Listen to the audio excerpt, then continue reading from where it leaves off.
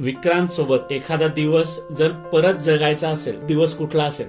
आणि मग कुठंतरी मनाची चलबिचल वाढते की जेणेकरून असं वाटतं नाही उगतच आपण परदेशात पाठवलं त्यात उगत आपण हो म्हणा.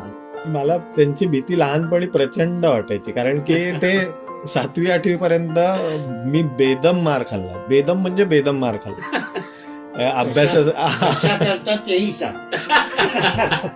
बाबा मी इथं तुमच्याकडे कधी येतो ज्या दिवशी माझ्या सगळ्या वाटा विचारांच्या बंद झालेल्या असतात आणि मी ब्लॉक होतो, त्या दिवशी मला तुमची गरज भासते. सगळ्यात महत्वाचं काय की त्याचं बालपण मी नाही पाहू शकलो, ही खंत मला सतत आहे, कारण त्यावेळेस मी बाहेरच असायचो.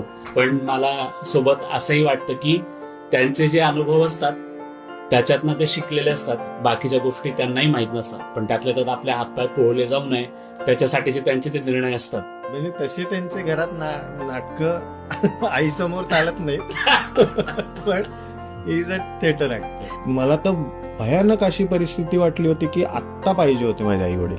तुम्हाला विक्रांत मध्ये तुमचा कुठला गुण दिसतो? आणि आपल्याला खंत असते की आपले आई बाबा आपल्यासोबत नाही किंवा आपण त्यांच्यासाठी खूप करू शकत नाही, असं कायम वाटत राहतं आपल्याला. हे तुला कधी जाणवलं की मी परदेशात आहे आणि आता त्यांना म्हातारपण यायला लागलं? बाबांबद्दलची अशी कुठली काळजी आहे की जी तू त्यांना कधीच सांगत नाही, आज सांगावं वाटेल तुला? तुम्हाला आपला मुलगा विक्रांत दूर राहतो याची जास्त खंत कुठल्या क्षणी जाणवते? म्हणजे तू लहान असतानाच्या वेळेच्या बाबांना जर तुला परत भेटता आलं तर त्यांना तू काय सांगशील?